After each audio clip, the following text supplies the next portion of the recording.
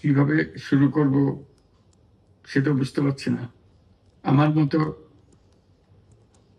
সারা দেশের লোক আজকে হতবাক। এরকম একটা কাণ্ড হতে পারে আমরা কেউ কল্পনা করিনি,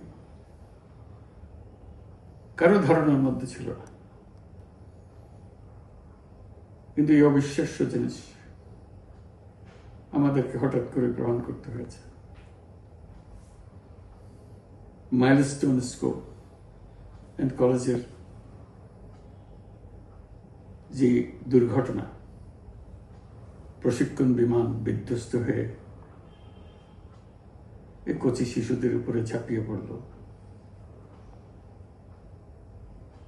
আগুনে পুড়ে মরল। মা বাপদের আমরা কি জবাব দেব? কি বলবো তাদেরকে? আমরা নিজেদেরকে তো জবাব দিতে পারছি না। অজানা শিশুদের মুখ সবার চোখে ভেসে উঠছে। সারা জাতি হতভম্ব বা ক্রুদ্ধ। শোকাহত বললে খুব কম বলা হবে। এই দুর্ঘটনার রেশ এখনো কাটেনি। এখনো লাশ আসছে হাসপাতালে, এখনো হাসপাতালে মারা যাচ্ছে। মা বাবা এখনো খোঁজ নিচ্ছে আমার সন্তান কোথায়, তাকে আর কোনোদিন চেনা যাবে কিনা। যাদের লাশ দেখছি তার মধ্যে আমার সন্তান আছে কিনা পৃথক করার তো কোনো উপায় নেই। এরা আমাদের সবারই সন্তান, হঠাৎ করে চিরদিনের জন্য চলে গেল।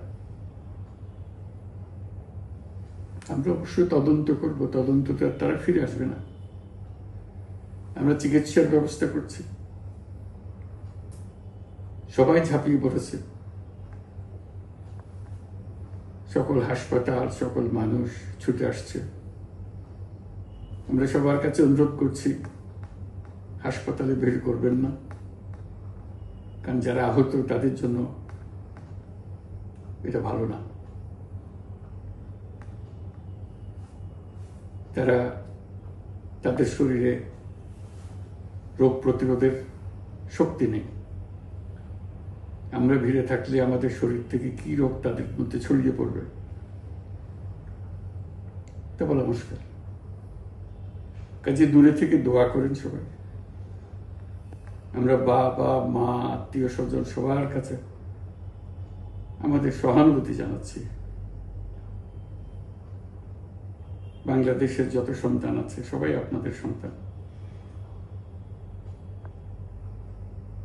আমরা নিজেদের মনকে সান্ত্বনা দেওয়ার চেষ্টা করুন। আমরা সবাই নিজেদের মনে সান্ত্বনা দিচ্ছি, কিন্তু আপনাদের সান্ত্বনা